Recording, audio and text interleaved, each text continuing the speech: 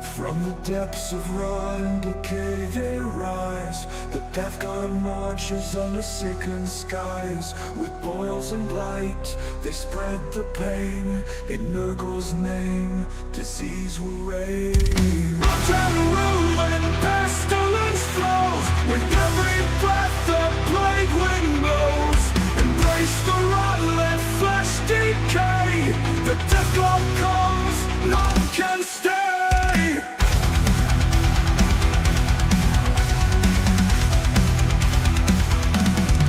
From the depths of rot and decay they rise. The death god marches under sickened skies. With boils and blight they spread the pain. In Nurgle's name disease will reign. Rot and ruin, pestilence flows. With every breath the plague wind blows. Embrace the rot, let flesh decay. The death god comes, none can stay. Armored and filled with rusted blades, they laugh as cities wilt and fade. Where they tread, no life remains. Just hollow corpses, plague remains. Beneath the helm, cursed grin, for in death they shall begin. Rot and ruin, pestilence flows. With every breath the plague wind blows. Embrace the rot, let flesh decay. The death god comes, none can stay. Beneath the warp the souls are bound. To spread decay, to break the ground. Nurgle's gifts a putrid stain. A future where only disease remains.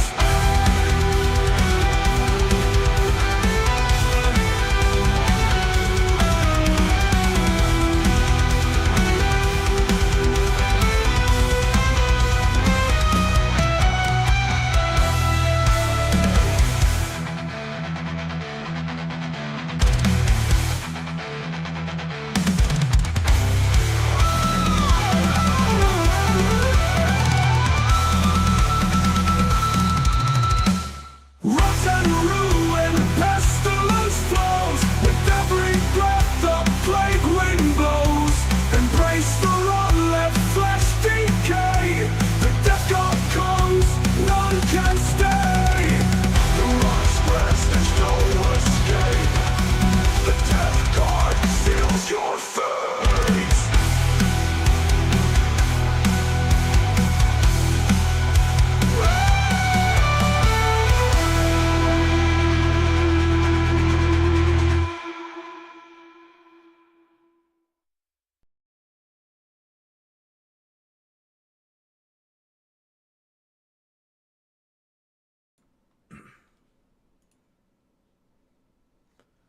Hello everybody and welcome to another episode of the Disgustingly Resilient podcast and another excellent little plague surgery here.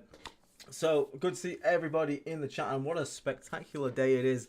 For those who may not know, we have had the Emperor's Children have gone up on announcement for pre-order next week. So the final sort of God-dedicated Legion will soon be joining us, which is exciting for us as well because it means one, we're going to get a look into how the codex is sort of functions and built, which is cool because it maybe gives some ideas of how ours is going to look. And it also means that the countdown to Nurgle O'Clock or Nurgle in time, it has begun well and truly. So we've just got World Eaters to go and it's our time and I am super excited for it and I cannot wait. So is anyone in the chat who is obviously lovely to see you all in the chat there? Necros, Warvane, Oliver, Sam, Tom, good day, Steven, Sand, how are you all doing? Hope you're having a good evening. And again, any of you guys particularly excited by the Emperor's Children release that is coming out? Is anyone tempted to sway their loyalty over to a different patron god? We shall no. Let us know, because I won't lie, there are some pretty good looking models. Yeah, so it is currently, for me, it is 35 minutes past 6 p.m. in the UK at the moment. So I understand obviously different time zones and whatnot. So for those who maybe new are joining us tonight, we are welcome to a Plague Surgery. First of all, welcome to the channel. My name's Aiden. How are you doing? But tonight on Plague Surgery, what we do is we go through our Plague Marine members and we basically look at the list they've submitted. We offer some feedback. Sometimes I'm joined by someone like Davis. I'm on my own tonight again. But we basically look at the list, break it down, we give feedback. Now, the way we also work is we look at what you've got and we don't just tell you to throw it out of the window ever. So we look at what you've got and we try to suggest small changes to try and make the list better. Sometimes people submit lists that I think are just good to go as is, and we go from there basically. So if you wanted to get your list submitted, consider becoming a Plague Marine member. It costs $3 a month, so it's like less than a coffee. And you get access to our Discord, you get access to giveaways, you get access to our Plague Marine Plague Surgery here. And yeah, you can get your list reviewed as well, which is awesome. But part of that, if you can't do that, then all you could do maybe is leave me a little like and subscribe. Helps out the channel massively. But let's get going into it. So, the way we normally do this here is people in the chat, we try to prioritize your guys' list because that way we can sort of have a back and forth between you. However, I have some messages. We do have viewers that are across the pond, not just across the pond, like opposite side of the world pond, which is like Australia. And those guys obviously can never really make a live. So I've told those people to just tag me and let me know, and we'll go through their list. So we're going to do some of them first, and then we'll get to join on some of the guys' lists here. So we'll jump straight into it. So some people saying best god in the chat. Boo, praise Nurgle, hell yeah, Travis. I know Sam Boredom in the chat is 100% jumping on the Emperor's Children train there, which is awesome. I'm super excited. It'll be cool. But yeah, Nurgle to the day I die. That is the same for me, Liam. I am currently repainting all of my army's weapons, just because I'm trying to resist the pull of buying that new and shiny Emperor's Children Codex. So, Baron Blepis is the first one we're going to go over here. So he's, again, from Australia. He says there.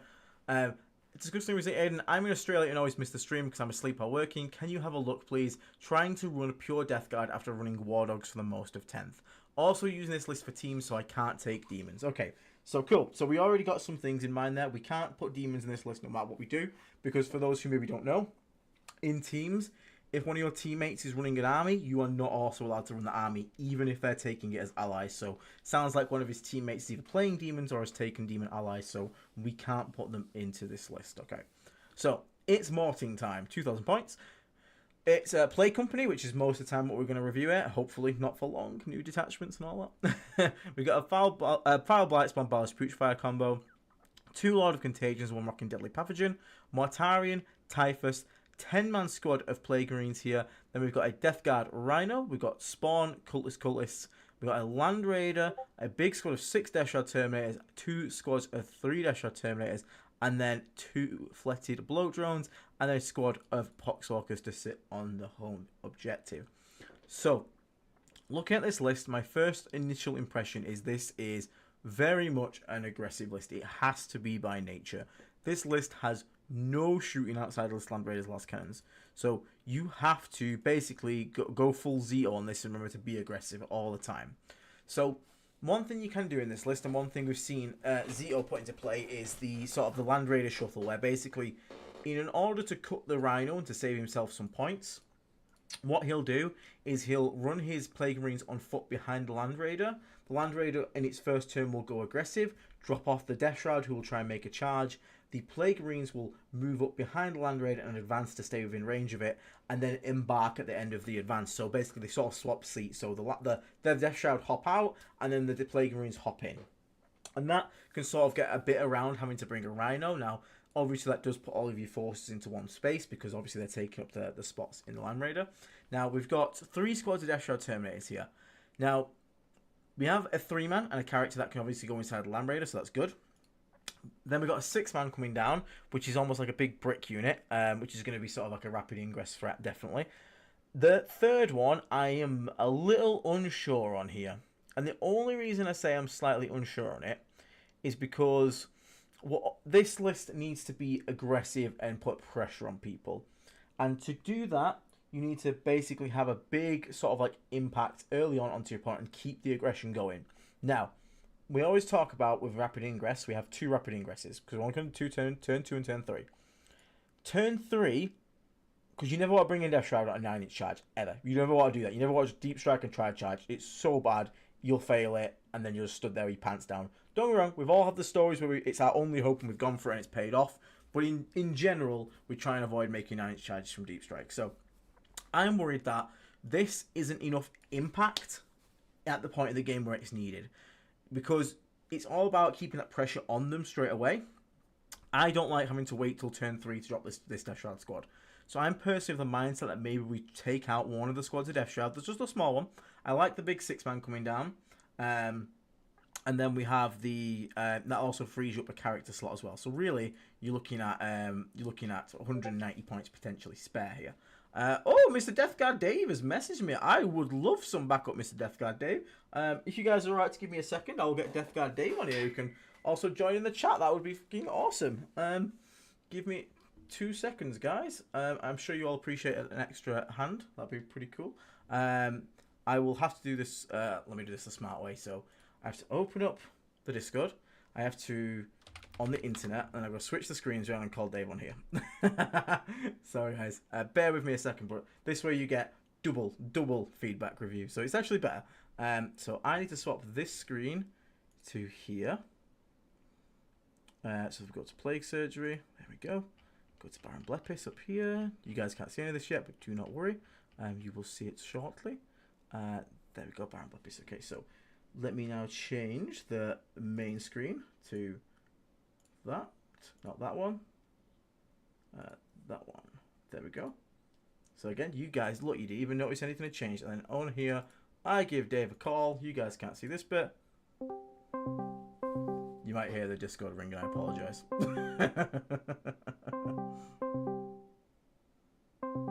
mute it for a second. Hello, Mr. Dave. Hello. How are you doing? I'm very good, thank you, mate. How's life treating you? Good. Had a 4-year-old's birthday party at 9:15 a.m. this morning in their soft play place, where they slowly increased the numbers of them trying to catch me because I was basically running them around the soft play, which was hilarious. And in the end, I got pincer movement by about 6 kids. It was really funny. You can't escape them for long, Dave. You can't. I'm just going to go and grab a drink if you don't mind. Yes, no worries. Yeah, I'll just I'll leave the camera on to get it set up, and then I'll put you next to me down here. It's a bit of a thrown together setup tonight, guys. 'Cause it was obviously set up for one person stream, but I'm sure they'll manage. Yeah, go get yourself a drink, Dave. I'll see you back in a second. I'll be back on them. Okay, so you guys can all see the list still, so that's the main important thing. So, as I was saying there, for me personally, I would like to see that maybe have something that's going to have more immediate pressure on the game. Now, for those 190 points, that could bring in 2 extra demon engines, so you could have another bloat drone potentially there. You could also rock another sort of like you could get like 2 blight haulers, so you at least have some melter, because if you come across any kind of like transports, you don't want to be charging a transport with Death Shroud, because like, yeah, they'll kill it, don't worry, they'll murderize that transport, but the problem is, obviously, then you need something to crack the transport, because really you want to be charging the things inside it. So you could potentially put in 2 blight haulers. It also sort of spreads you out a bit more, so you have a bit more things that can do actions and stuff like that. Now, you do already have a good amount of action in units, I won't lie there. The spawn, 2 units of cultists, you've got poxwalkers to hold home, which is really nice. But I'll quickly catch Dave up to speed on this list. So Hello. I'm not sure if you can see the list I've got open here, Mr. Dave. Yeah, let me just go full screen on the YouTube channel. Yeah, no worries. Yep. So Baron Blepis here, he's taking a sort of very aggressive style of what I've seen. So he's got a Biology Putrefire, a Foul Blight Spawn with a 10-man Marine squad and a Rhino. We've got double Order Contagion and Typhus, Mortarium, 10 Plague Marines obviously for the Biology Putrefire and Foul Blight Spawn, a Rhino for them, 2 squads of Cultists, a squad of Chaos Spawn, a squad of Poxwalkers, so quite a good amount of scoring. And then he's gone for 3 squads of Death Shroud, 1 6-man, 2 3-man, a Land Raider, Nice. and 2 bloat drones. So I was saying this one because my initial reaction is this wants to be a very aggressive list because there's no guns in it really. Part of the last cannons on the Land Raider. Well, the last cannons, yeah. And because you're already, let's be honest, you're going to be rapid ingressing that big 6-man squad of Death Shroud Terminators. Yeah. For me, because I want this list to sort of be aggressive and be as much pressure at once, I'm potentially thinking about dropping the 3rd squad of Death Shroud, because turn 3 waiting to rapid ingress them could be a bit too late Whereas really, I'd rather have the pressure on more. So I'm thinking maybe dropping them out for another bloat drone, etc. But 110 points, isn't it, for a 3-man being yeah, dropped? plus there's a character as well that you could also save. Okay, quite a lot then. Yeah, so you have 190 points to play around with. So I was thinking you could turn that into two different, two demons. You give a third bloat drone, or go 2 bloat drone, 2 haulers, because then you at least have some multi-melters to pop transports as well. Because obviously this list hasn't got many shooting options to crack transports. As I was just saying to the chat, then Death Shroud will 100% kill a Rhino in close combat, but really they want to be charging the stuff inside the Rhino. Yeah, so just to answer Necklace in the chat, absolutely keeping it classy. There's nothing in the codex that says Death Guard fans can't drink wine. So did it say at the top? Can you just scroll back up a little bit, Aidan? Did it say? Did it say it's for teams or for? Yes, so it's teams this one, so they're not allowed to take demons specifically. Yeah, no worries. Okay, fine. I just wondered what that said at the top, because like we've been talking about in the VT chat, right? It's still a series of solo games. So if you can make the list definitely needs to be able to do stuff into everything. So I think your call about some anti-vehicle is a good shout here. And like you say, if you've got a unit of 3 in the Land Raider potentially, or the plague, is there a Rhino in the list? There is a Rhino as well, yeah. Okay, so there is an option for Plague Marines to go in the Rhino, and because there's nothing else that will go in the Rhino solo, right? Yes. Okay, so the Plague Marines are going in the Rhino, and then the Death Shroud will have that. So 3 of them could go in the Land Raider, or could be deep striking. Yeah. Nice. Yeah. Heavy blind launcher, good to see. One of the drones. Yeah, I think you do need some other anti-tankiness. If you took out a character and at 190 points, you have got enough for You've definitely got enough. You've got enough for a Predator Annihilator if you want it. You've got enough for 2 MBHs in there, and still have 10 points kicking over, which could be a good option as well. I was thinking the only other way they could go with this one, Dave, is because it's a teams list by nature, because it's for a teams event. They actually lean more into the Death Shroud, and we bring us along stuff like the Sorcerers, and this becomes an anti-melee list where we just like, I'm going to bring a load of Death Shroud with a load of -1 damage and just be like, you enemy melee army do not get to play this game.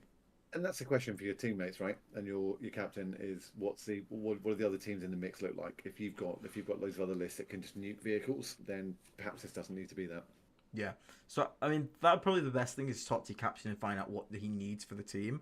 But I think for a sort of generic, sort of like aggressive list, I'd drop one of those squads of Terminators in the character, and just put in some extra pressure that's going to put it on. So if that's another flesh mode bloat drone, another hauler, or just 2 more haulers, or just something that's going to put that pressure out there straight away and get on top of your opponent, because it can. People don't play well under pressure, and a lot of people will just crumble to being ran down by Morty, a Land Raider, 10 Plague Marines about to disembark and come out, and 6 Death Shroud just rapid ingress. Yeah, I agree. Just looking at this list, so you've got the heavy blight launcher for a bit more anti-infantry. You've got the twin plague heavy bolter in the Landy. I mean, it's interesting because I've personally been really happy with having a couple of Predators with the plague heavy bolters on them and the autocannons just to shred some infantry. Especially in MSU world, they work so well. The Landies have given you the 4 las cannons, which is quite nice. But yeah, there's a good mix of things in here. I think like you just said, check with your captain and see what they need you to do more. If it's to tech more into some infantry, then great, go down that route.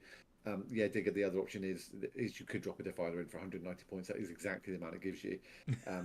But see what the captain needs. Like the Defiler could be good, but that's going to be more into killing elite infantry and than it is being anti-tank. So if you need more anti-tank, get some multi-melters in there. Yeah, and also think how you would play this list if you got a matchup that wasn't ideal. How does this play a losing game? Because in teams, it's very important to consider how can this list play a lose.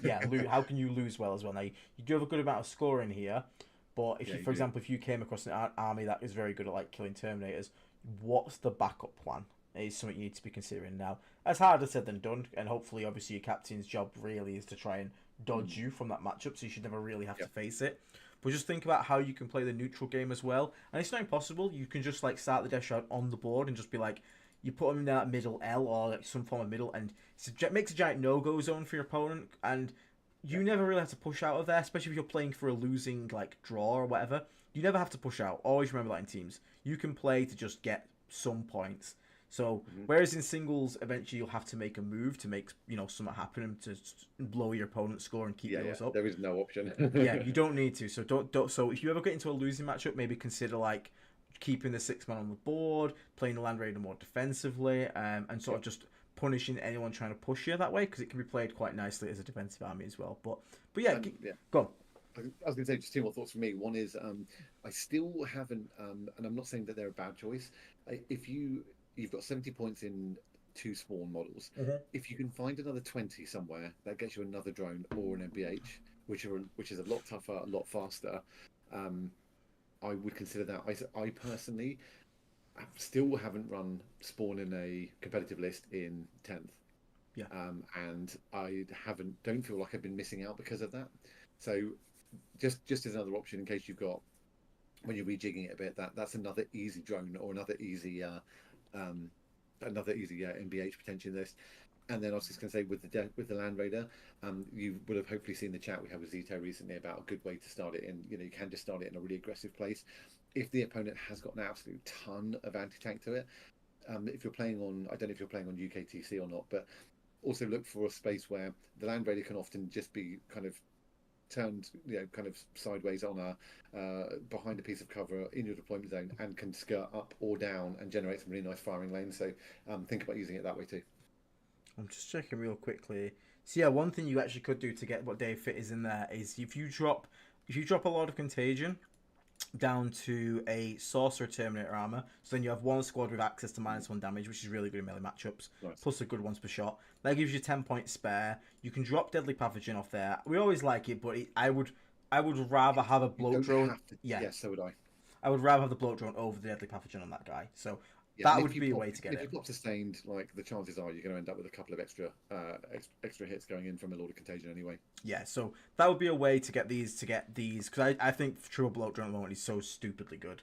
Like, they're just so annoying. So that would be a small and easy upgrade there. Would be swap the spawn out, drop a Contagion to a Sorcerer, and then drop Deadly Pathogen. Use those points to upgrade the Chaos Spawn into another Bloat Drone would also be really good. Also, thank you very much to Darren M for the gifted membership, mate. Massively appreciate the support. And also to Lazy Chicken for another gifted membership there. Again, if you guys got gifted membership, make sure to say thank you to the person who's gifted you. And then go and check our YouTube channel homepage. Go to our posts tab. Scroll down a bit. You'll find a link to get yourself in the Discord. You can get your list reviewed. You can get into giveaways, etc. All that kind of good stuff. So thank you very much to you two there for the gifted memberships. Really appreciate it. Cool. So, yeah. I'd just give those a go. Maybe, again, talk to your captain, see what he wants. And then to make just a few little changes you can make there to sort of like, bring it up a little bit more. Cool. So next one we've got Matt Roberts. Okay, that's fine. That's just someone to talk about his results. It's fine. Jungle Gym. Unless someone if someone is in the chat who is with a list in here, again, shout it out. We'll make sure we get to it. We'll make sure we get to it. So Jungle Gym. I'm assembling my first 2K list. Just got 2 Predators to make up for my lack of long range shooting. I am not sure if I should keep the Foul Blight spawn for fights first or a Sorcerer for the 3rd unit. Oh, it's Death Shroud heavy, Dave. So we've got Typhus, a Ballast Putrefire with Living Plague, a Foul Blight spawn, Lord of Contagion with Deadly Pathogen, 10 Plague Marines, so the standard sort of big squad, 2 squads of Cultists, a squad of Poxwalkers, nice, so it's home objective holder, 6 Terminators, 3 Terminators, 3 Terminators, 2 Predator Destructors, 2 Fetid Bloat Drones with a Hauler. They are rocking Lascan sponsors. Death Guard Rhino, and then double Carnivore and Nurglings. What a nice sort of like rounded list. What a nice rounded list. I was thinking exactly the same thing. You've got the Cultists, you've got some Pox, you've got lots of Death Shroud there. I like this. First immediate thing is so you've got Living Plague on the Biologist Putrefire. Yes. Also in the list with the Foul Blight spawn. Yes. Okay. So you've got fights first there. No, you're just using it as a So you've got Twin Plague Marines. There's no Rhino. There is a Rhino. It's down right on the bottom. Yes. Sorry. There is Death Guard Rhino. Yeah. Yes. Okay. Yeah. Cool. I mean, if this is your first 2K list, it's quite nice. Yeah. To be honest. Not sure if you should keep the Foul Blight spawn for fights first, or what was his option? But what was his question at the top? Sorry. So he could drop the Foul Blight spawn for a Sorcerer because he currently has a squad of Death Shroud that doesn't have a character. Now that is something I would generally generally try to not recommend. There are scenarios in the game where you will detach characters because it won't come into play, whether you're against modifiers or like anti-X. But most of the time, you should build a list with the intention of having your Death Shroud with a character, and you detach them when the scenario is right. But in general, your set goal should be: here's my Death Shroud, here's my character. Would you though drop the Foul Blight spawn to get that? So, what's interesting is the advantage to running in the volume of Dash Shroud you've got here, and keeping the Fights First Plague Marines, is that a 3 base Dash Shroud group is a much easier home deployment zone deep strike threat than 3 Dash Shroud and a 50 mil hero base. So there's actually a nice threat there in that you can keep those guys up even to turn 3 before you bring them in, because you've got a lot of other stuff on the table. You're not going to have a problem screening stuff out with this kind of list.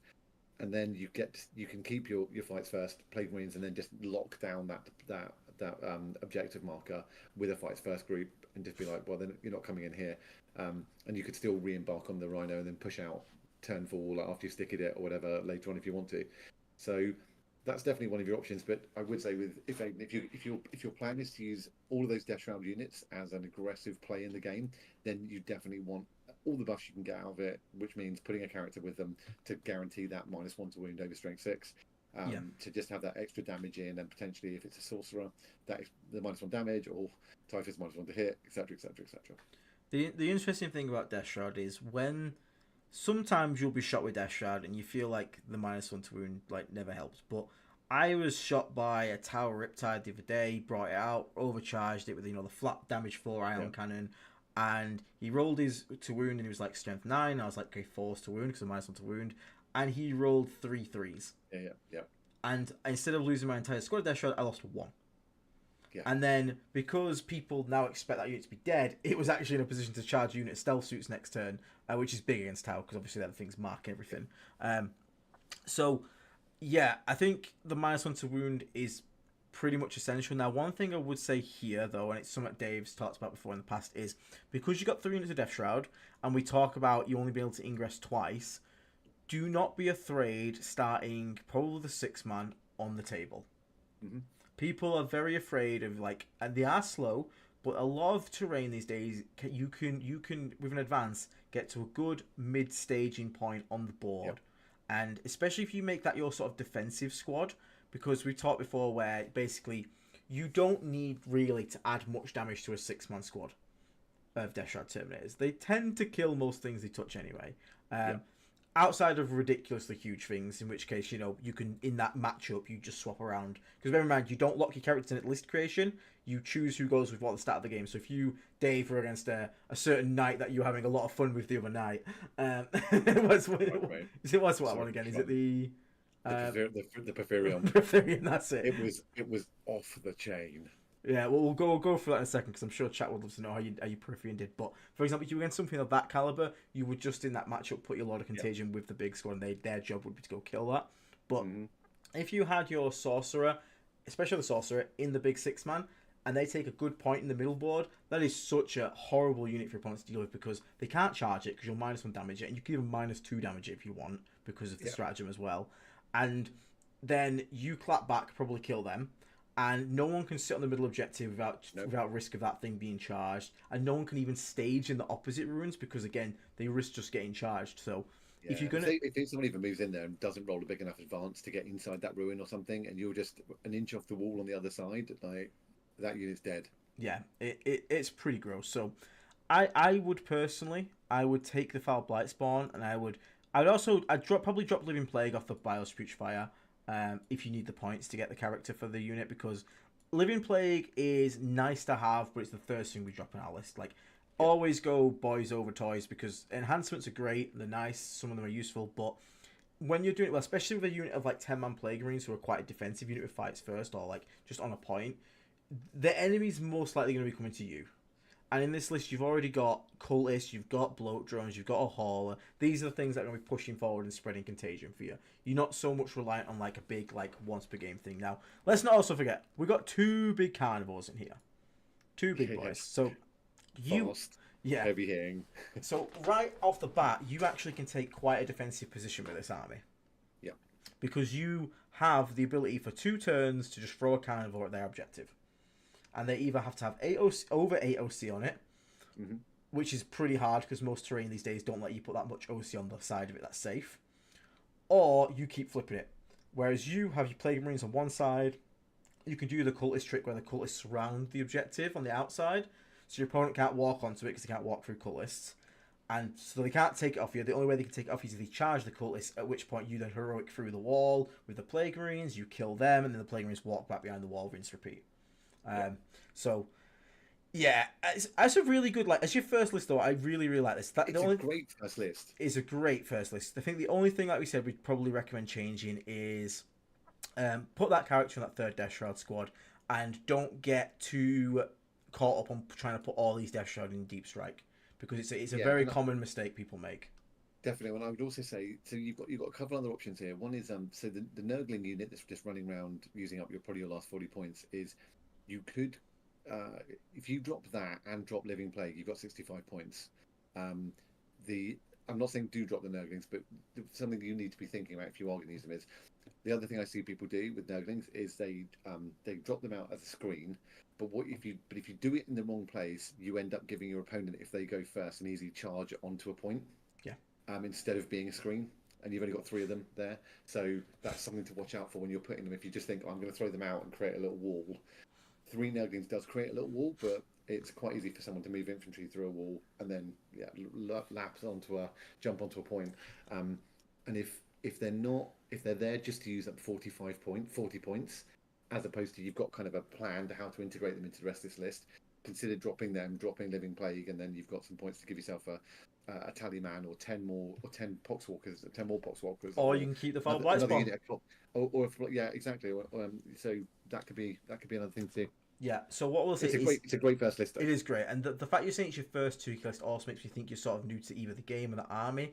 Nurglings are a unit which you have to have a bit of game knowledge to know where to put them and when to put them. So as a new player, you're probably not going to get the most out of these Nurglings, and they're probably going to backfire on you a lot of the time. So I actually agree with Dave there. So I would use them and just focus on getting the more Death Guard things in first, and then again, because I used to think like 3 Nurglings going every single list. And this is back when they could do actions, admittedly.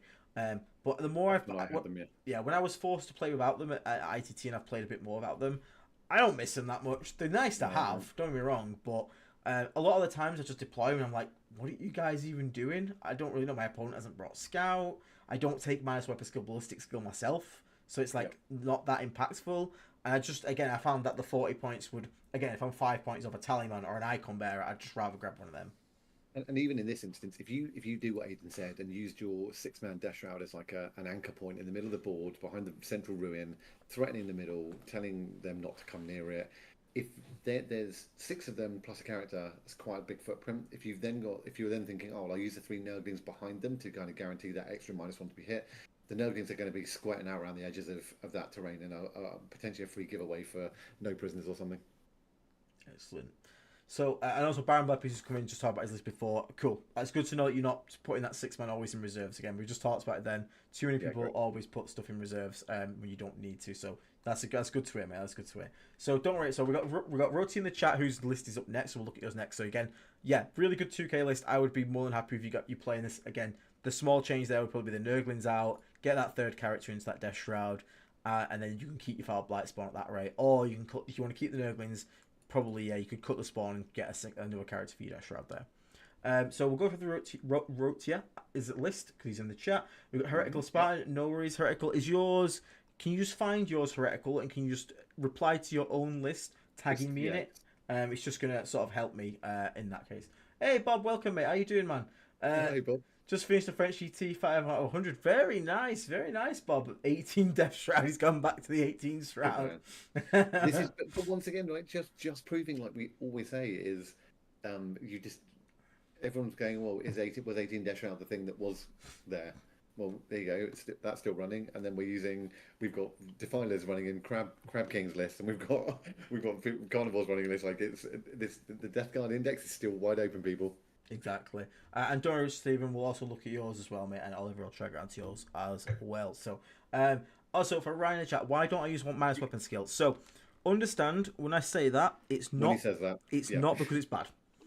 We always say to the channel, there's a bit of a problem in terms of like 40k when it comes to not consecrate. It's not the consecrate's fault, but people latch on to what people say and think that the same applies for them. It doesn't.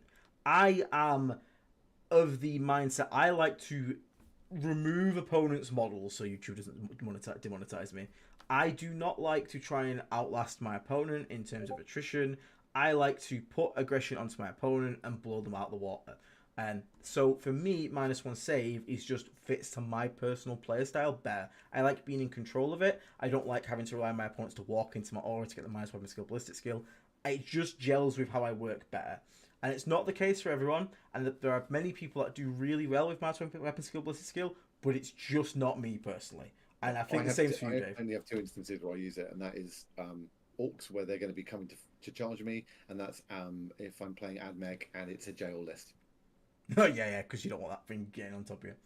And even if it does, I don't want it doing anything when it gets anywhere near me. Yeah. So, but in general, yeah, I think. But I'd always advocate kill as well. Sorry, stop. But yeah, that's where I kind of agree with you on that. But I think there are, and also like Aiden said, it depends on your playstyle. Yeah. So Rotia. So mostly I'm up against Necrons, Knights, and Guard at the moment. So rocking with Mortarion, Typhus, Biologious Putrefy with a Blightspawn with Droning, so we've got 10 spare points. Sorcerer and Terminator Armor, a lot of Contagion with Deadly Pathogen, 10-man Plague Marine split between heavy weapon and special weapons, a Rhino, 2x10 Cultists, 1x10 Poxwalkers, 3 squads of 3 Death Shroud, 1 Predator Destructor, 2 War Dog Brigands, 1 Carnivore. Okay, so right off the bat here, we're talking that we're up against Necrons, Knights, and Guard a lot. Right. So, to me, given how strong some of the armies are right now, and how none of them are melee focused, that 10-man Plague Marine squad is not getting its value. No. You're looking at a squad that is 300 points plus the Rhino. I imagine there's a Rhino, yeah. So 375 points. And there's also Droning on there, so 385 points. For a unit that is, in general, because I'm not saying I could be wrong here, this Necron player could be running Destroyer Cult for all I know.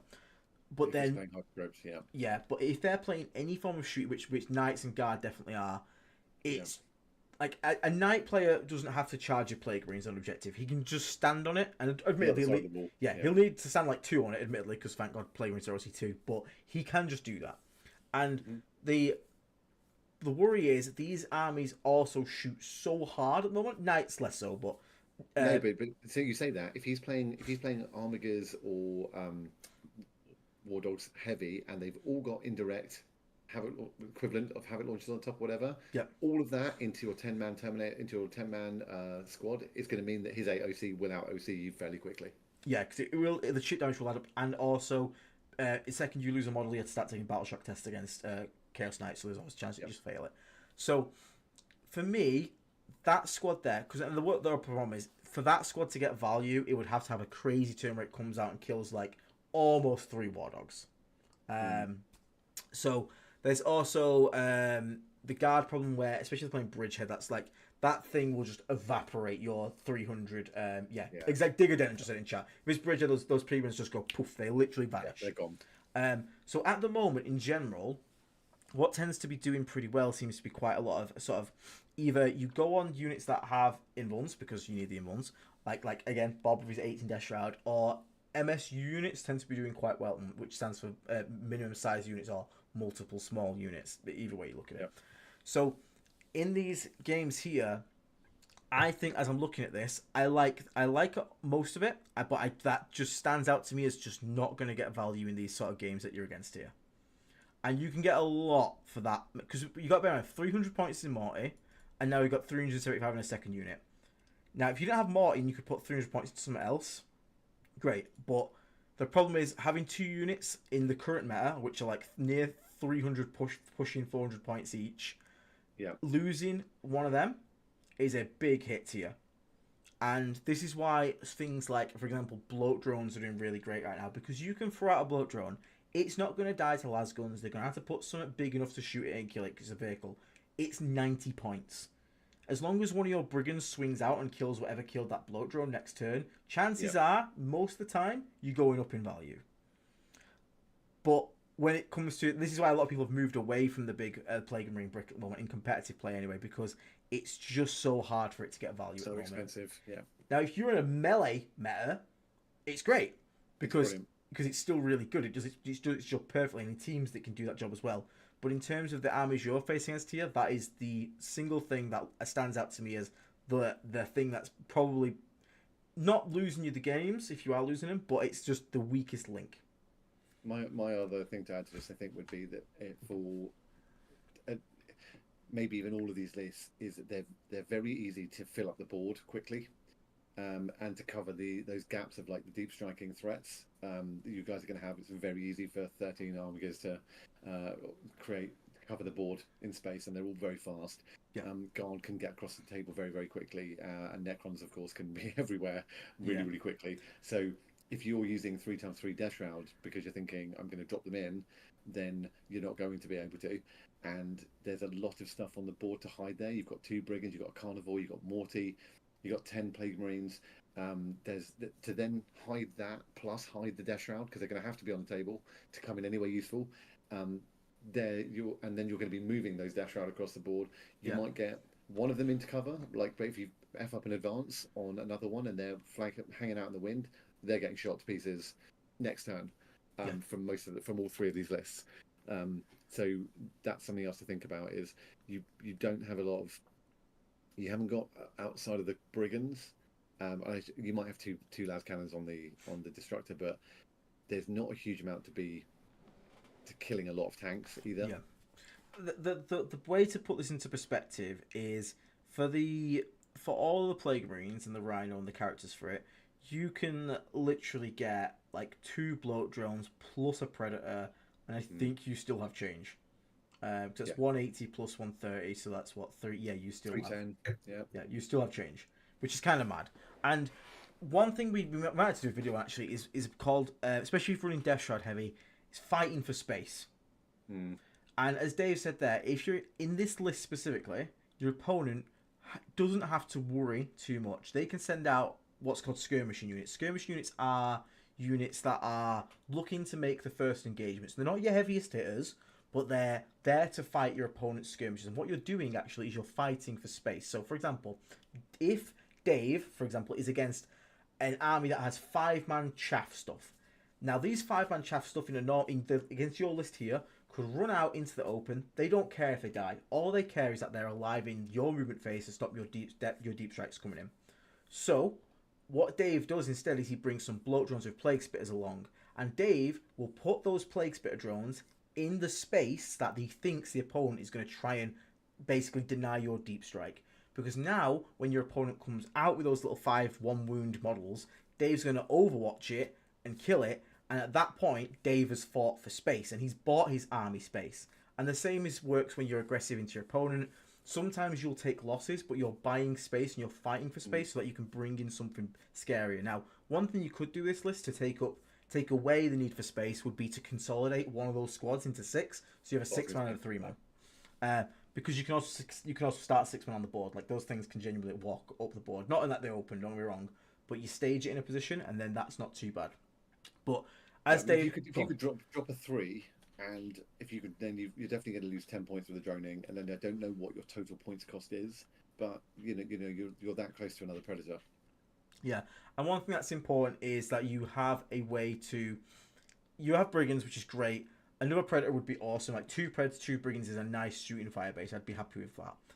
And then you have the turn where sort of Morty exposes himself more, which is then followed by like a 6-man Death Shroud squad.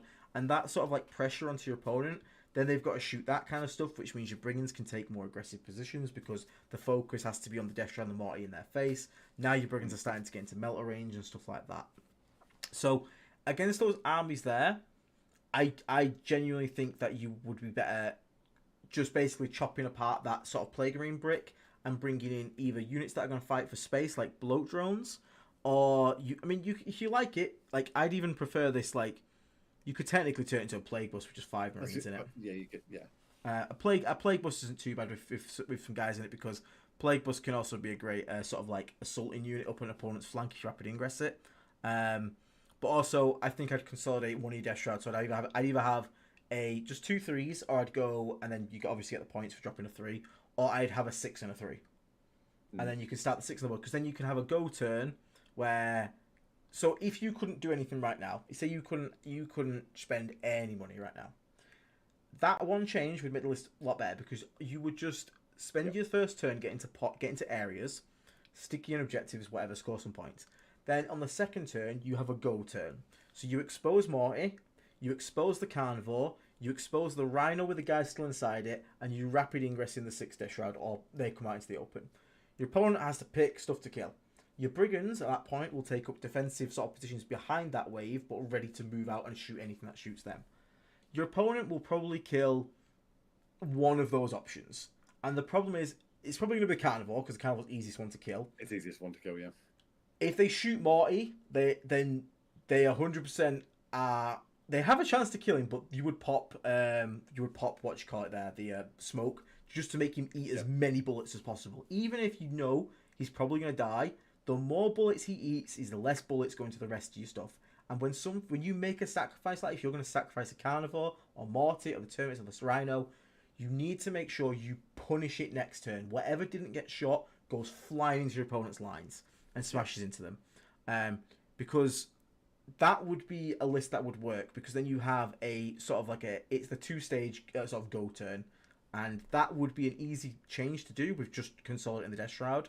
And you could play it like that. So if you have no money at all, and that is like, again, I'm just hypothetical, I'm not saying you poor. Yeah, this is your list. Yeah, this is your list.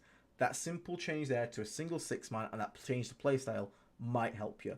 But again, if I was to say truthfully, I'd probably look at the first things, swapping out the sort of 10-man fights first for some more skirmishing units. Okay. Yeah, I mean, you've got so you set the fight first. There's not a foul Blightspawn in it. By law, just with Blightspawn. Yeah, with Blightspawn. Okay, both. Yeah, because you could even, if you want to try and cover up more space. Yeah, I mean, you could even drop them into a.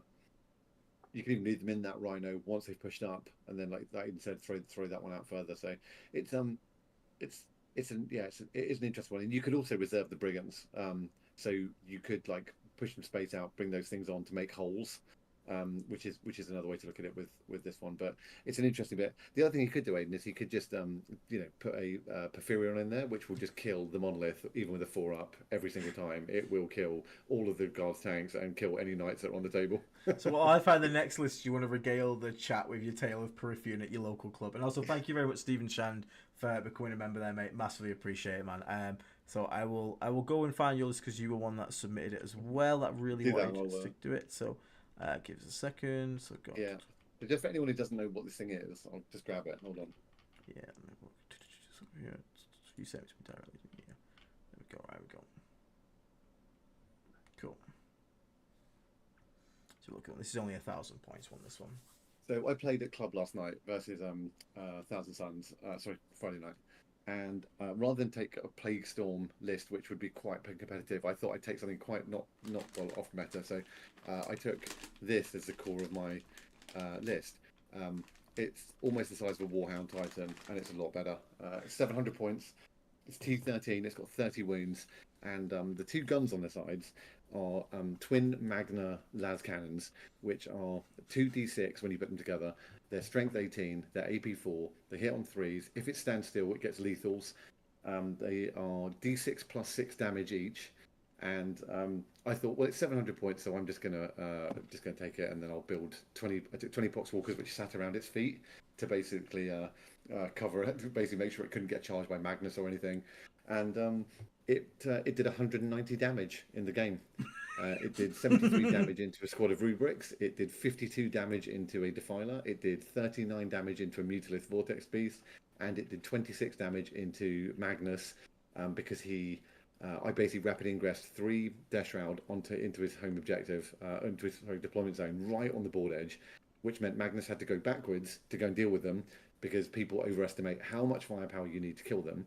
But instead of charging them to make sure Magnus got into the corner, he shot them with Magnus and rolled super hot and Oh. devved them off the table and left Magnus's base hanging over the edge of his rear ruin.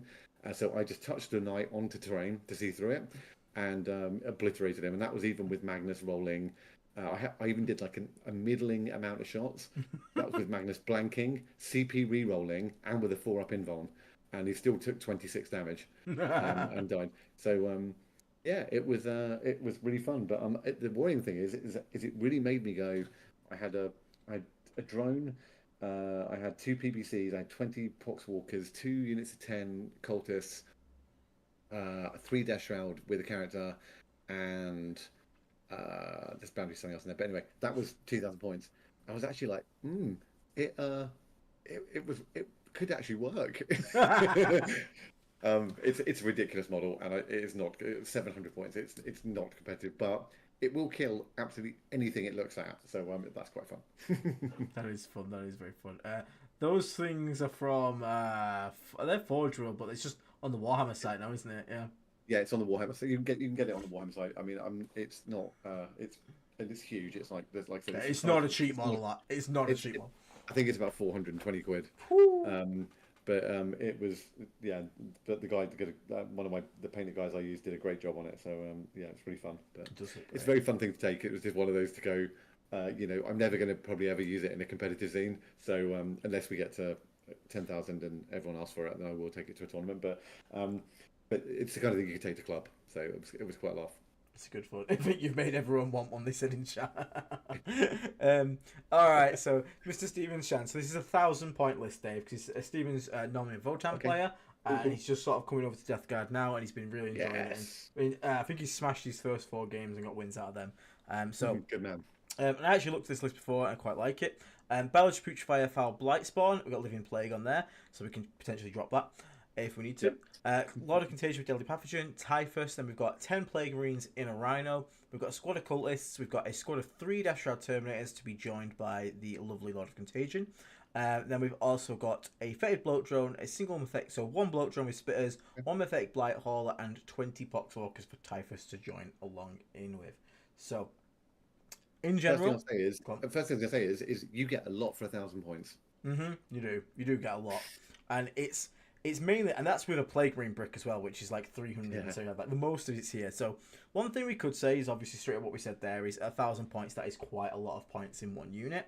Now it's obviously doing you well. One thing you could potentially think is something some people play around with is like taking a 7-man instead for your characters, but obviously you do lose out all the secondary special weapons. So I don't think I'd probably recommend that, especially if it's doing work for you, which it looks like it currently is doing work for you.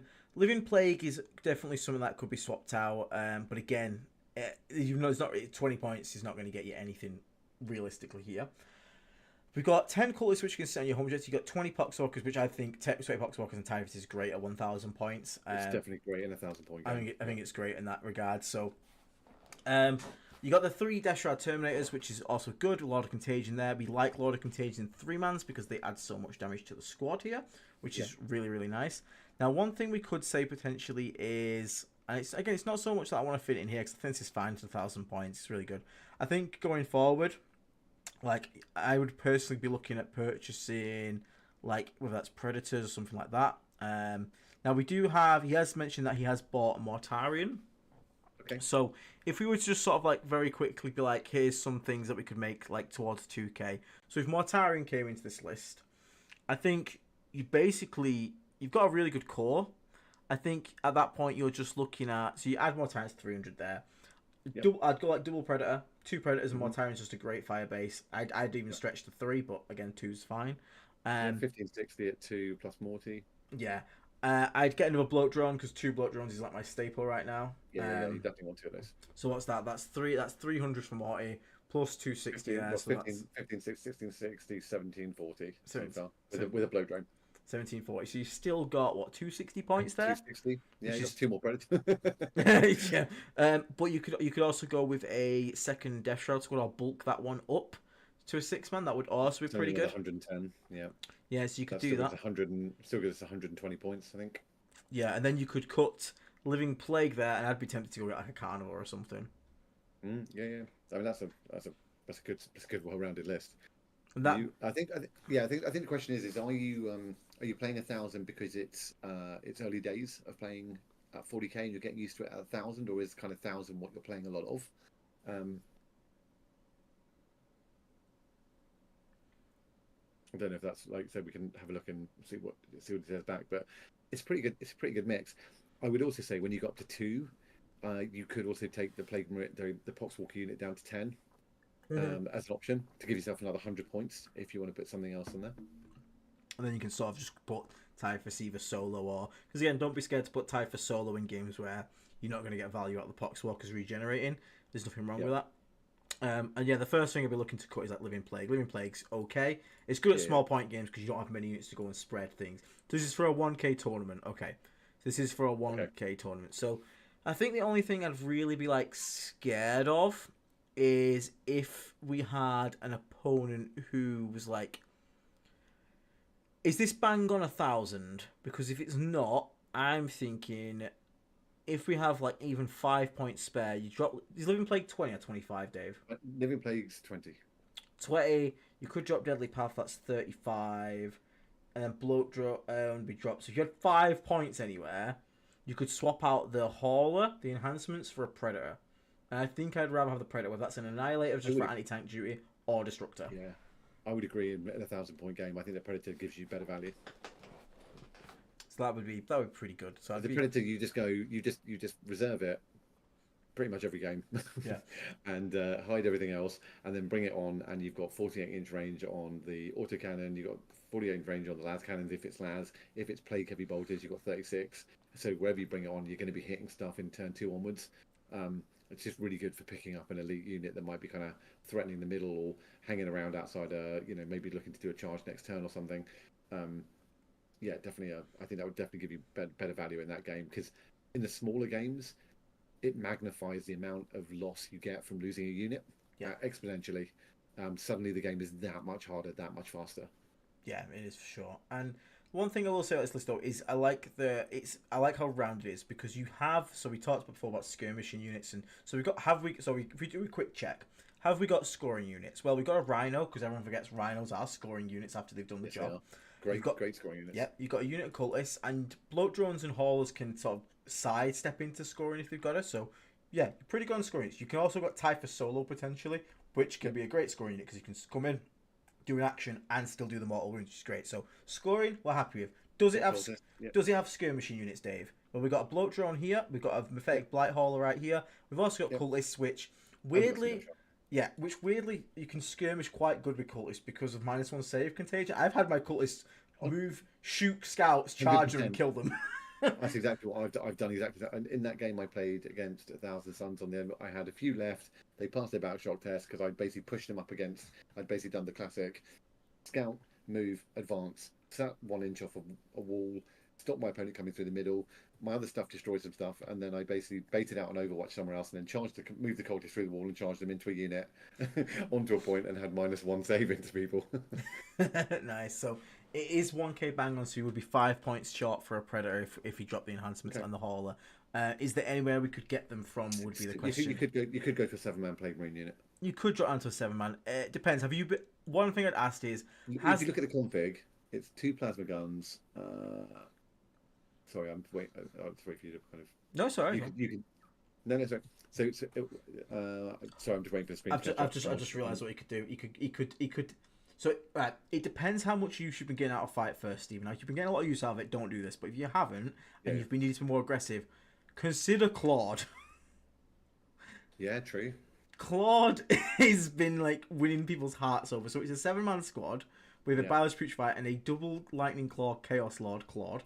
And that squad, the Claude himself shreds so fucking hard. It's kind of daft. Like, he on average, especially if you like sustained hit stratagem, he has lethal crits on 5s, he hits on 2s, rolling 1s, and then he wounded most vehicles on 5s, but he has full twin linked. And then you give him sustained. And on average, he does about 7 to 8 damage to tanks, bear in mind, on his own. Yeah. And against anything infantry, he just kind of shreds them, which is really funny. And he also gives the entire squad reroll once to hit, And you get an extra mortal wound aura, which can help you if someone brings like a tank skew, because then you have access to 3 grenade, plus Typhus mortals, plus Chaos Lord potential mortals. You would be surprised how you can kill really tough to kill things, because people at 1k often bring some skewy bullshit, like ridiculously hard to kill model, and you can actually just laugh at it with mortal wounds, which is quite funny. So, and what the thing is, the Claude adds quite a lot of melee punch to the squad, which means you don't have to bring the full 10 man. So you could drop that down to, I think is it 125? Is it for the 10 10 man? Yeah, 10. I think it's 125. 10's 180, right? 10's 180. Sorry, for a 7 man is 125. I think 125 for 7. Yeah. I have it on here. I think my list is called. Yes, I am Become Unhinged. There we go. Even said, Fights First hasn't come in that much. Should I change the weapon loadout in that case? Yeah. So go to a 7 man squad. 7 man with loads of guns. Yeah. And then your lethals and 5s. Yeah, and don't forget heavy weapons, though. We still want them. So yeah, you still want those when they're getting close. Yeah. So if you do that, that gives you that entire squad then becomes 125 plus the Chaos Lord, which is 65, plus the Bar's Putrefier, which is 50. So that is 50 plus 115 plus the 125, which is what, Dave? 235, 240. Sorry. 240. So it saves you 60 points off the current loadout of the squad. Because this currently is 60 plus 50, it's 110 plus the 180, so 290. So it's 290 compared to, what did I just say, Dave? What did you just give me? 240. 240. So that's 50 points saved. You can drop the Living Plague. You can even keep the Living Plague if you have this point spare. But that's going to give you a lot of spare points there, which you can then go and upgrade that thing to a Predator. How many points actually spares that? Let me delete this list real quick. I will literally make the list on my phone real quickly. Delete. Keep that. We've got 1 squad of cultists, correct, Dave? Yep. I will keep Predator in the list. Delete that one. One. We've got a 3-man squad of Death Shroud Terminators, yep. So we'll keep that in. So that would bring us to 960 points. We've got... wait, I'm missing something. I am missing something. What am I missing? Have you got 20 pox? I have got something extra here, which isn't correct. So we got... 1 squad of Death Shroud Cultists. Yep. Got. So I've got Bar's Putrefier, yep. Got that, yep. Foul Blight Spawn, yep. Typhus Lord of Contagion, yep, so that's right. Plague Marines for 125 points. Death Guard Rhino. Thingy. So then we'd have... Oh, because we'd swap out the Hall. That was it. I had the Hall still in. It'd be swapped out for a Thingy and then two. So that would give you 30 points spare still. So you'd still have 30 points. So you could... Which is only going to be used on enhancements. Yeah, so you could use that there. You could use that for your to keep your Living Plague, because that also means the Chaos Lord's aura of potentially giving off mortal wounds is going to be bigger, which is nice on him. It's a nice little combo. So that way you upgrade the Halls to just something that's just a little bit more points efficient, has a lot more firepower as well. If you're worried about tanks, you can bring an Annihilator. If you're worried about just generic shooting, you can bring a Destructor with 2 las cannons. Yeah, it's a great little tank. It'll do quite a lot of work for you. Destructor's generally the better go-to in general, Stephen. It's just better against like generic units. But if you're really worried about coming across tanks, the Annihilator also does the job fine. It just can be a bit swingy with its 3 shots. I'd probably recommend the Destructor, to be honest. I would, yeah, because I also think you get a lot of play out of the Strength 9 autocannon as well, because it's good into all infantry, it's good into all elites, and if you're going into things like Eldar vehicles, then you're still wounding really easily. Yeah, so I think that's where I'd be probably looking at with my head, mate. I think that would be what I'm looking at.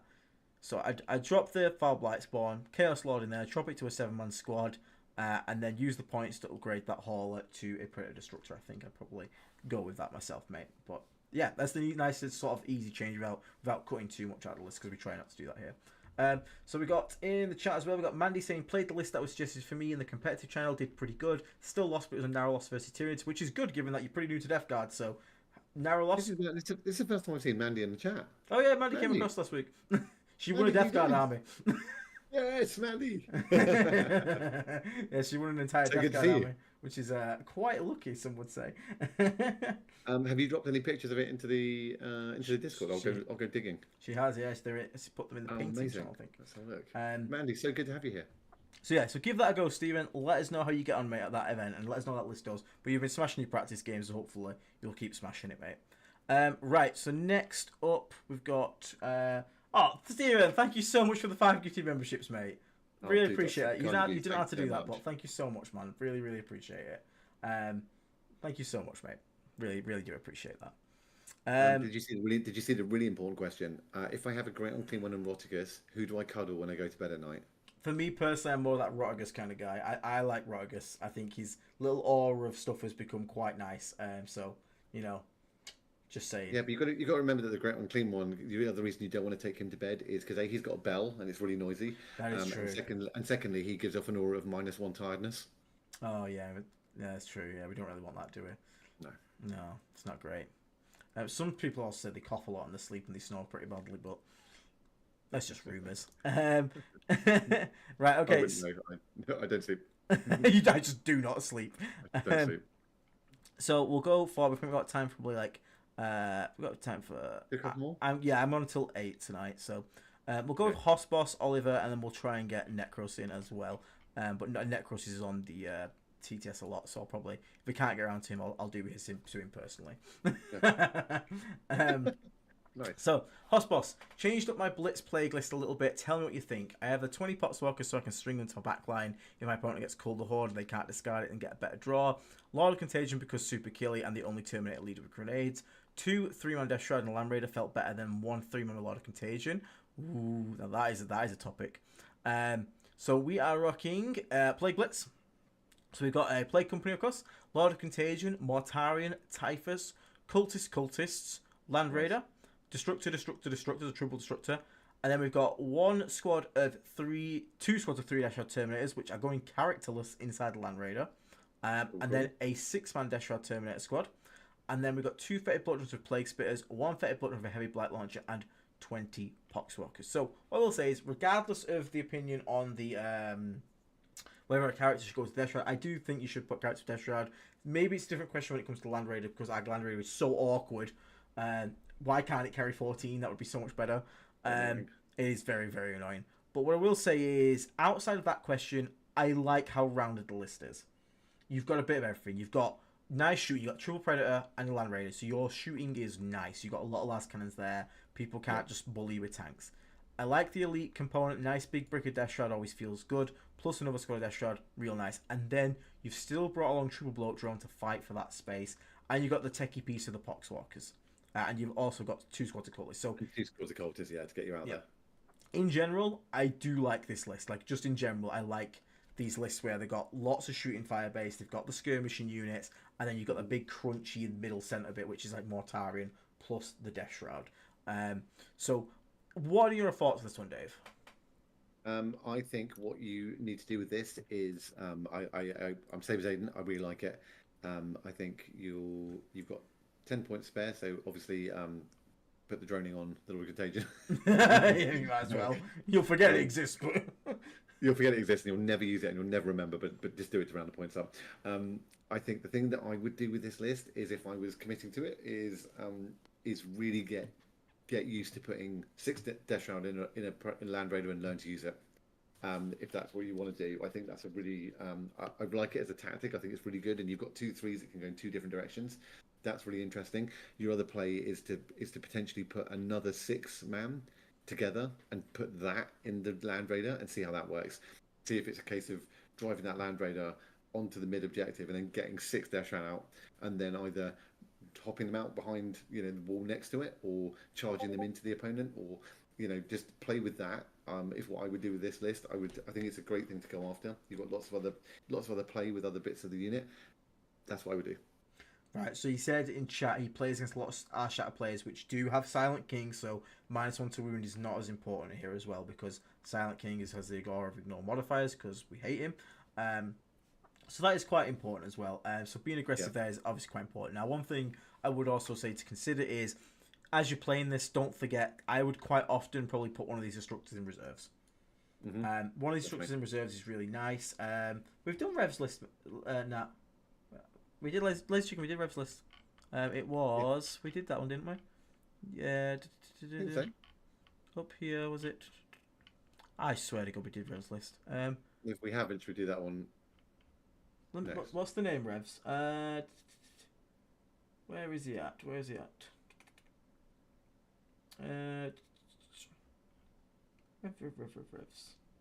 I'll have a look for that in a second. I swear we did. Right. I'll have a dig in a second. But yeah, in terms of this one, like we said, get used to putting one destructor in reserves. It just lets you come in at nice angles. Especially when you're pressuring someone, people will often, in an effort to get away from your sort of like your force that are pushing into them, they won't be as careful on the angles they're taking. And then suddenly they've exposed, the back of a Doomsdark or something like this. And then your guys can, sort of like come in at an angle and fire that away. So yeah, he says cool. Predator destruct. You usually put a drone and destructor in reserves usually. Cool, that's fine. The third drone in reserves is fine. I've seen people do that before. I personally in this one, given how aggressive you got to be, I'd be flying those things right at your opponent with that Land Raider in tow. But there's honestly not too much to change here. Like it's what you're doing. The playstyle's there. The list's good. I really like the destructors. Like one thing you could potentially argue is like if you're against maybe like try out an Annihilator, because I tried 2 destructor 1 Annihilator Land Raider. I actually like that. That looked pretty nice. Just so you can actually just in case you connect to a vehicle, you can pop it with las cannons. But destructors are also just really really good in general. So it's just more of a meta pick, that one. And I do like the inclusion of Potswalkers, and you start 2 squads of cultists as well. So screening's not going to be a hard thing to do. Like, I mean, in general, like it's just a really solid list. There's not honestly much I could change there, to be honest with you. I don't think Dave would probably change too much either, would you? No, I mean, I think depending on what terrain you're playing on, I think you've got quite a lot to put on the table as well. So I would also practice deployment and making sure that you get all this stuff down where you want it to be. That's another good reason to keep the Predator in reserve, and to look at where you will drive where you will place the Land Raider, and make sure you're giving yourself enough space to kind of do that when you're plonking everything down. So I run that through a few times as well. Just looking for the ref list. So I think one other thing I wanted to talk about is because he's just asked it in the chat. You might have a better opinion of this because you've played with them a bit. Mm-hmm. And it's quite common we get asked question we get asked quite a bit actually. Is it ever worth paying for 6 Death Shroud but only taking 5 in a character in a Land Raider? So, well,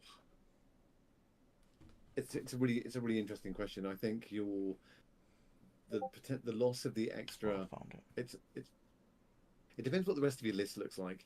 If you end up in a list construction perspective where you've got 30 points kicking around, and you were going to put some enhancements on, or it's a case of putting some enhancements in or doing that, then that kind of makes sense to do it that way.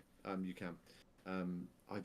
I don't usually, because if you're going to take 6 Death Shroud, that extra model with a 4-up, 2-up, 4-up, with the damage it can do, with the extra attacks, I think is probably worth not just sticking in a box. Would be my view. Yeah, personally, I don't think I'd cut myself with Death Shroud short just to fit in a Land Raider.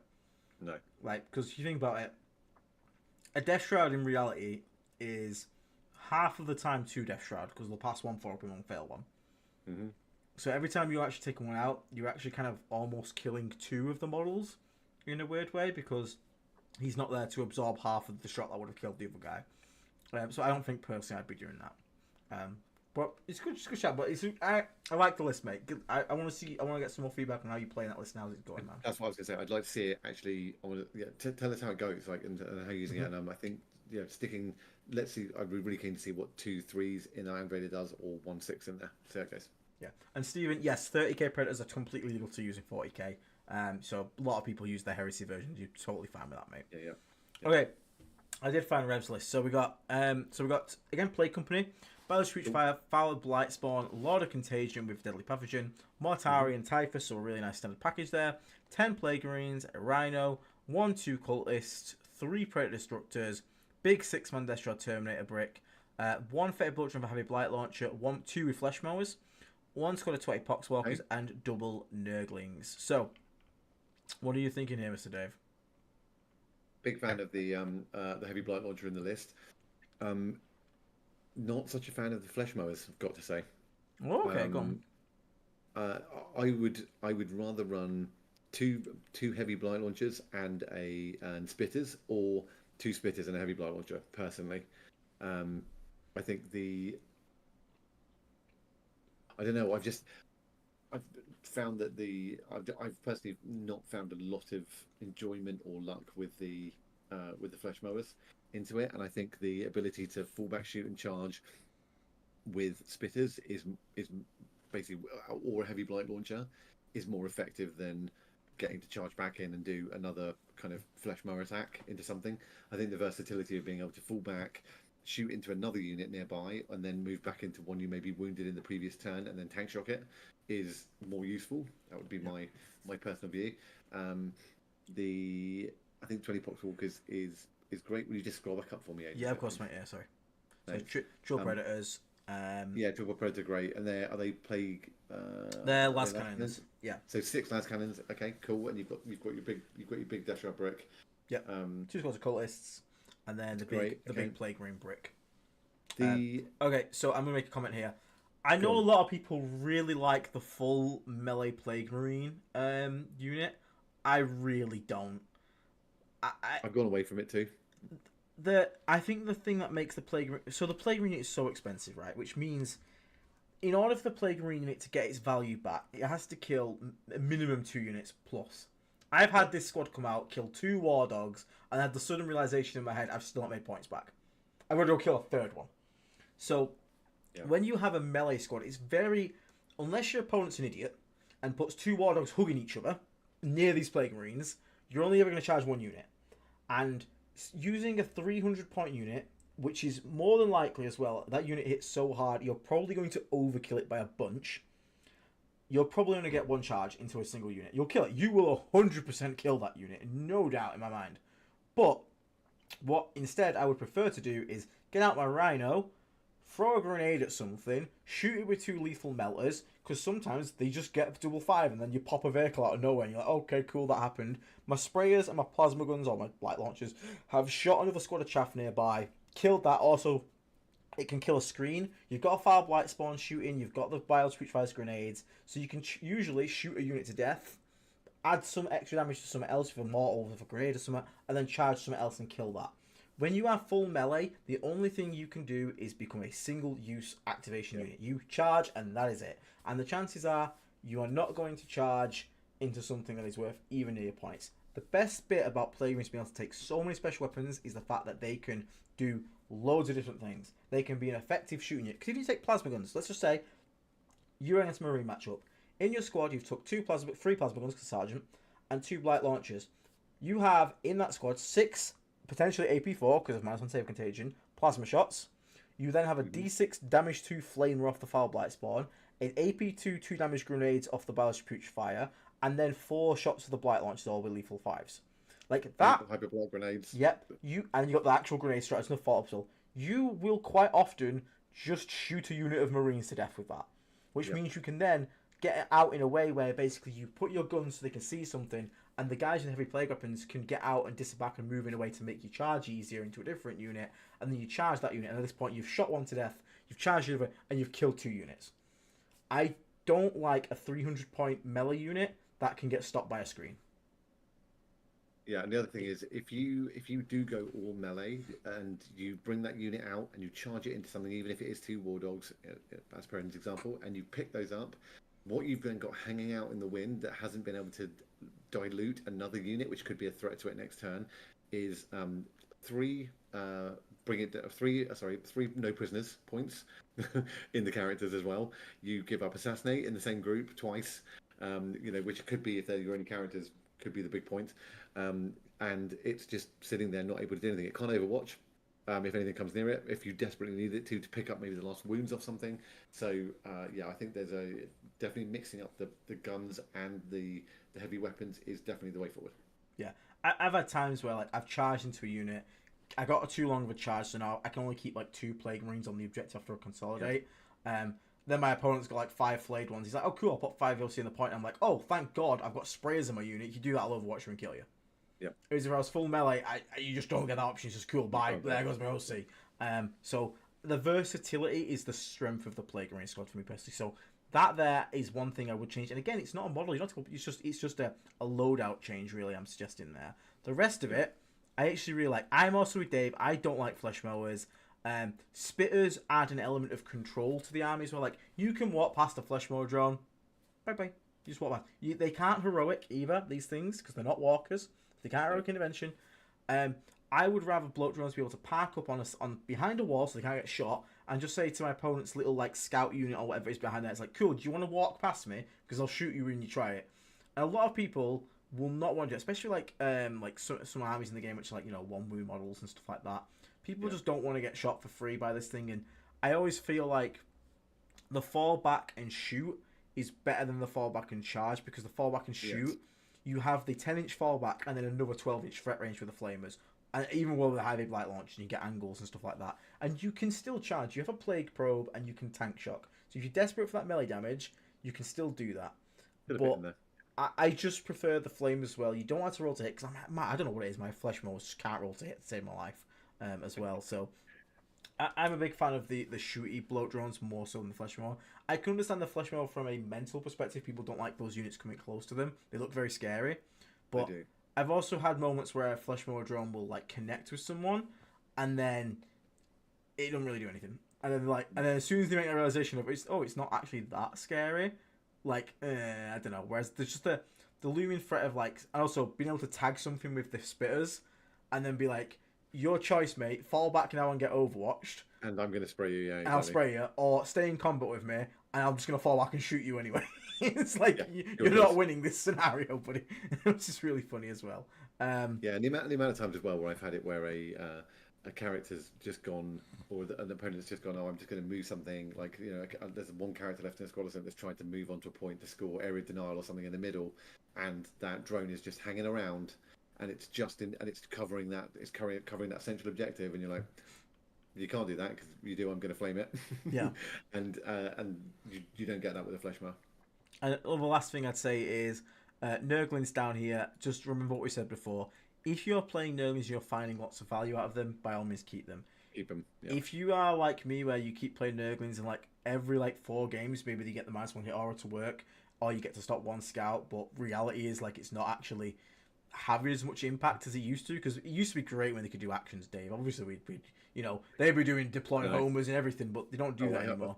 I was running them all the time then, but the moment that stopped being a thing, I personally quickly found that I wasn't using them anymore. Yeah, so like there's 80 points there that could just be like poof, and you could even like, you know, that 80 points could be used to, you know, upgrade a few things. You can even get just a unit of spawn, another unit of scoring cultists, or just anything. And just on that as well, I'd say that if you know, of course, I know some people are going to be sitting there saying, well, but what if my opponent, you know, just infiltrates wherever they want all over the middle, and you're like, well, yeah, but then if they do that, and then you're running your Deshard brick or whatever that we were talking about, kind of cementing up the middle, or whatever, they have got that capacity to go, well, that move, you know, kind of off of a relatively close line, where if you've got one of the ones like tipping point with the 12-inch deployment, and you move diagonally up, and they've decided to sit something 9 inches away from your deployment zone, then potentially you're looking at a 5-inch charge.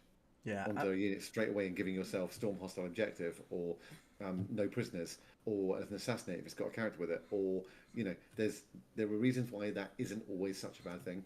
I think the other thing is with Nurglings as well is, if you are looking to stop a scout or an infiltrate, usually on a terrain, it's very clear where you want to stop the infiltrate. 1 squad will do it. Or it's like, it's really clear like where you're going to stop a scout. I just sit if I brought a single unit of Nurglings against World Eaters, I'm just going to sit and wait until they drop like Invocatus. That'll be my last drop, and as soon as I see where that Invocatus goes, I'll go, cool, Nurglings going to go in front of that unit. The end. Done.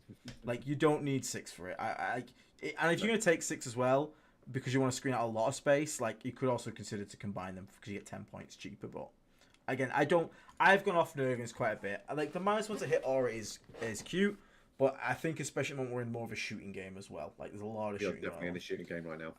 And the Nurglings for me just often either get themselves charged, and because they're not a threat, people will just use them for extra movement against you to get onto an objective early, whereas normally they'd have had to like rely on advance or something.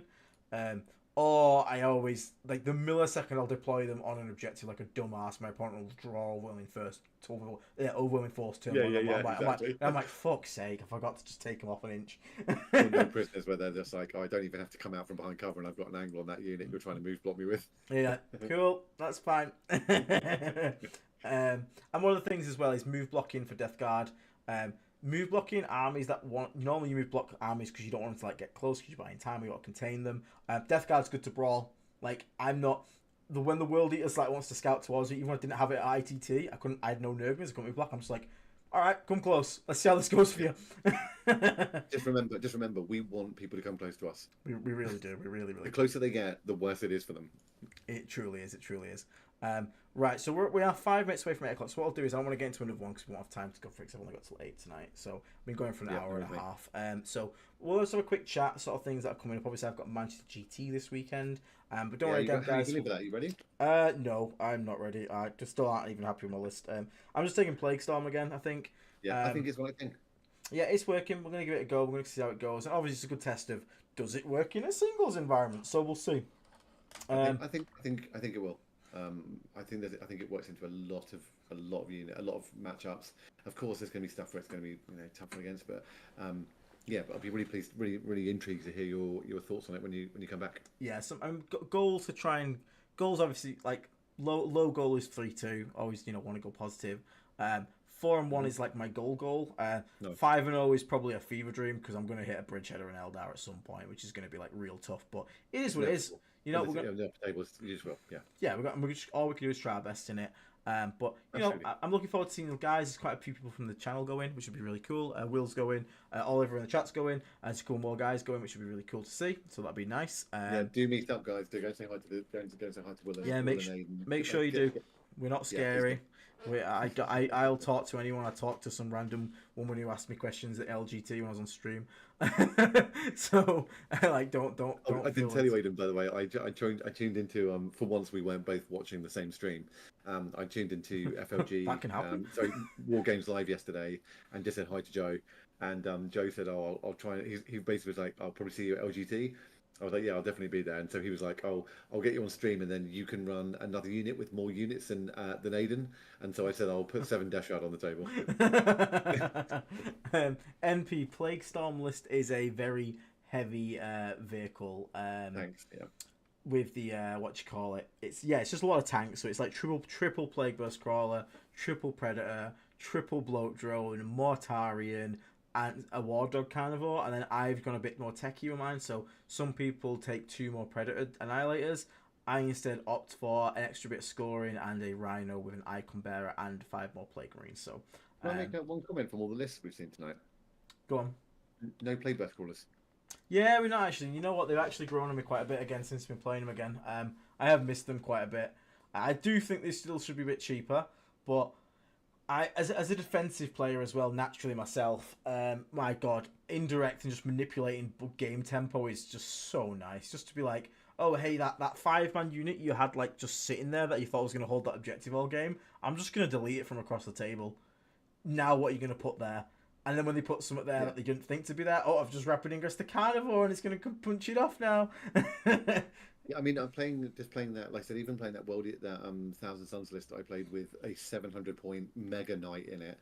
I still had 2 Plague Burst Crawlers, and they still, from out of line of sight, still picked up Zangor's units and were scoring me no prisoners and assassinate against those kind of models. They were just harrying from the back.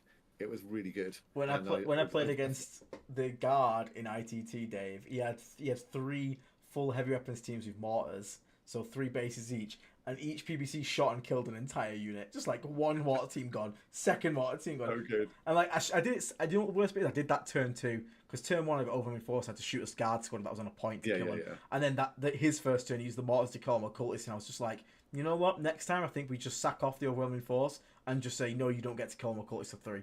Commit something. So lessons learned, but it's mad how effective they can be into certain units. Yeah. Hugh Janus in chat, I've got a bit of hobby paralysis with the codex coming up. Any thoughts on units that I won't, in capitals, regret building post codex release? If you don't have PBCs, get some. Yeah, anything that's sort of like fixed low, Death Shrouds obviously fixed low, you can't go wrong with them. The only things that will always come back. Yes, really important. Just stock them up. Yeah, haulers, if you've not got anything actual Death Guard range is safe. The only thing I'd say, do not go rushing out and buying. And it's not because I have any insider information, it's just my hunch is don't go like buying like generic Chaos Lord, generic Chaos Sorcerer. We probably might keep them, but they're like the thing we're most at risk of losing because Lord of Poxes that's been revealed might, replace the Chaos Lord option. So just be aware of that. But part of that, anything that is like genuinely Death Guard model of the new range, you'll be 100% safe with. Yeah, definitely.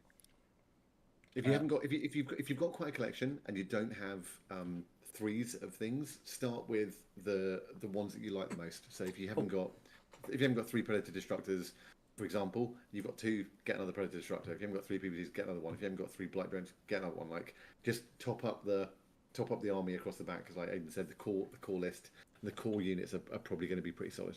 Oh, Digger, that's unlucky. 2 PBCs, 2 Effect Battles, and 2 Predators with Boil Blight, only half wound a Riptide. Don't watch my TTS game versus Tau. And the Land Raider literally just one-shot Riptide instantly without Boil Blight. Just 4 last cannons, 3 go through, 6/5 damage, fuck off. So one last thing I wanted to ask, just very quickly. So, chat, I've had a £50 gift voucher for a while, which I won from winning an event at Element Games, and Natalie has forbidden me from buying Emperor's Children because I have 2 armies, of which the second one I barely play anyway, and don't have a cabinet to put them in. So, with that being said, I need to buy something for my Death Guard. So, what should I buy? I want to know. Leave a comment either in the chat or in the Discord. I was looking at a Land Raider, Dave, because I don't own a Land Raider. I think that's actually a really good idea. I think that's probably the best thing because I have like 3 bloat drones, I have like 5 haulers, I've got 13 Blight Lords, I've got 3 extra sculpts, I've got 15 Death Shroud, I've got all the Plague Marines in the world, 120 Box Walkers. So I was like, you know what? I think Land Raider's probably a pretty safe bet.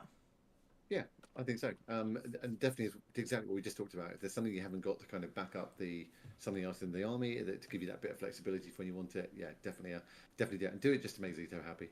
Yeah, and to be fair, it was very fun to play with it. It is a fun unit to play with, 100%. It is. Right, maybe we'll go for Land Raider, then we'll go for Land Raider. Right, we'll Nice. go for it. But yeah, so thank you very much everyone for joining tonight. We're going to say our goodbyes now. Again, I hope to see as many of you at Manchester as possible. Again, do not be afraid to come and say hello if I'm mid-game. If I'm mid-game, it might be shot, I might be like, hi, how are you doing? I'll come, but if it's between games, hunt me down, 100%, come and just, say hello, I'll chat with you, that's no problem.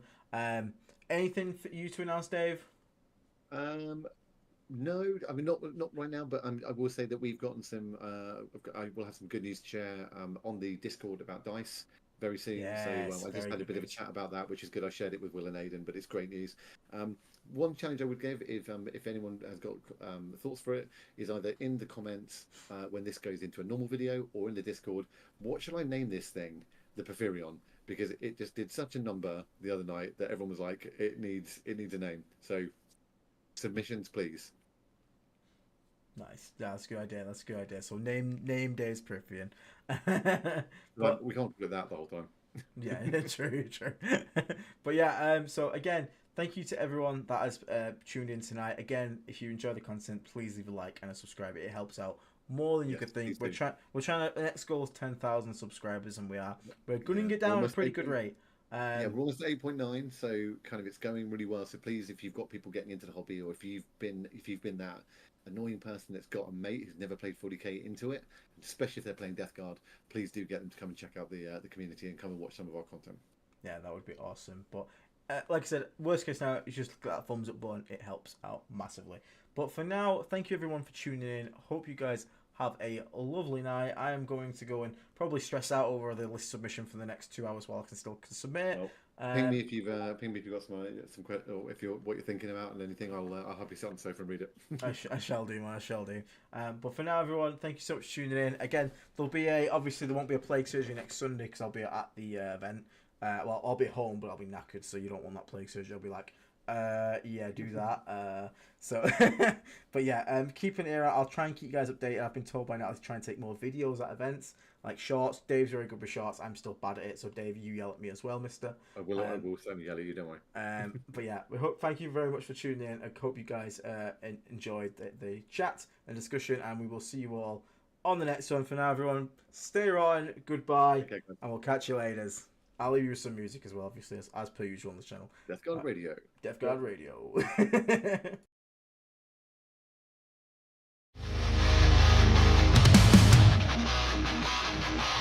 the haze of rock, they rise to the fight. Rolling machines born of plague's delight. Steel fused with flesh, corrupted and vile. Rolling forth in Nurgle's blessed style.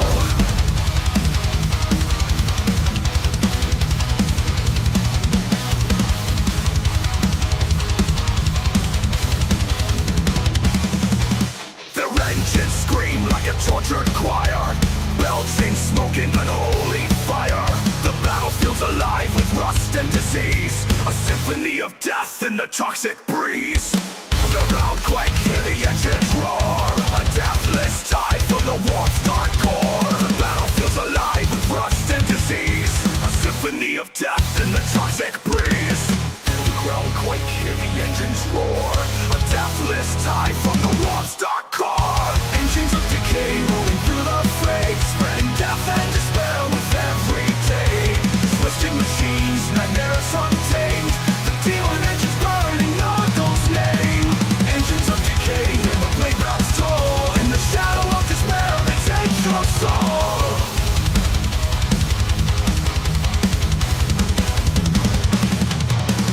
Fetid blow drones with their pestilent hum, rot flies screech as the end has begun. Cursed abominations defying all life, they carve through flesh with their rusted knives. Flamers, crawlers grind the earth below, spewing bile where the dead trees grow. The grotesque forms applied upon man, warp forge horrors in the grandfather's plan.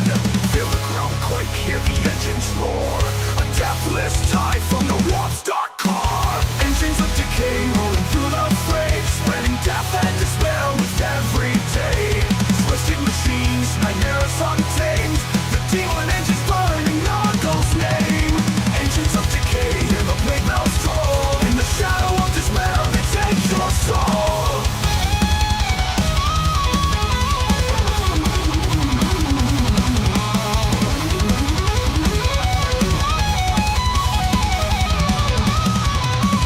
Born from rot, the power is unclean, a grotesque fusion of man and machine. Blessed by Nurgle, they thrive on disease, bringing the galaxy down to its knees. The gears grind, the pistons scream, a putrid force that shatters dreams. No mercy here, only decay. The demon engines pave Nurgle's way.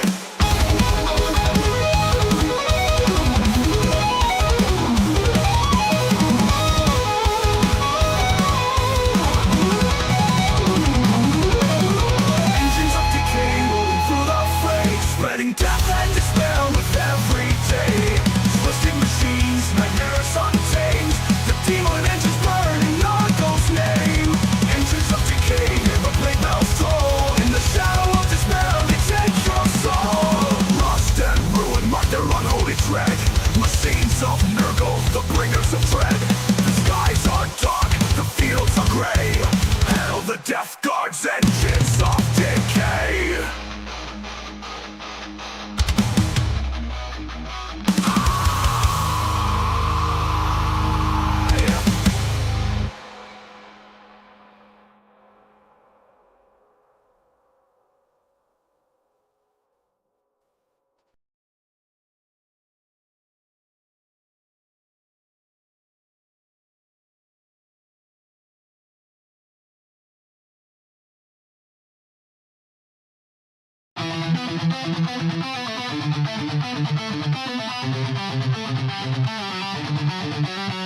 In the void, where the warp winds howl, a fleet once noble, now destined to fall.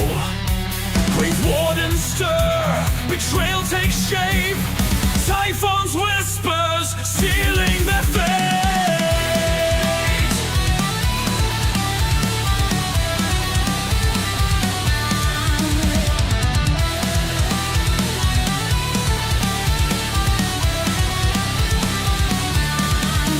Navigators lost to the shadow lie, a fleet adrift beneath a darkened sky.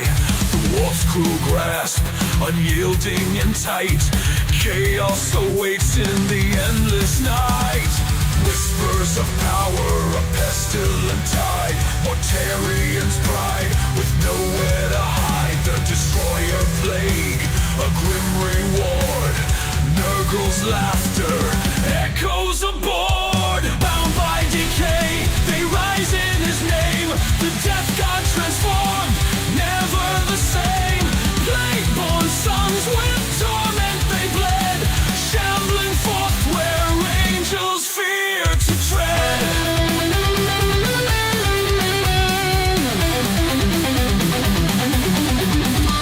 Mortarian stands, his sons by his side. Through agony storm, their oaths collide.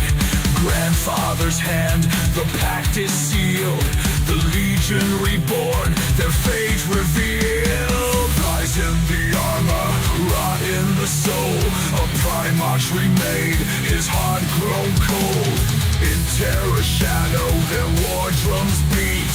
Pestilent warriors, no chance of retreat. Through breach and ruin, their banners fly. With death's embrace, they'll never die. The Lion's Gate, where hope was torn. Dragon's blade meets the Plague-born.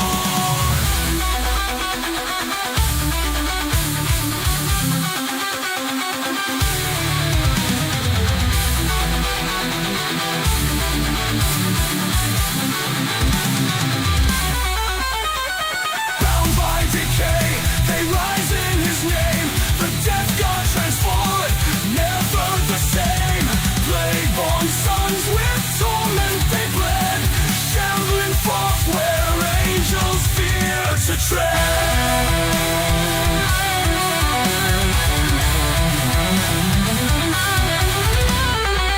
Typhus herald, chaos born.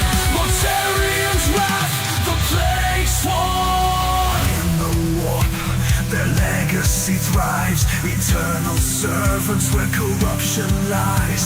Mortarians fall, Typhus ascends. The death god song, it never ends.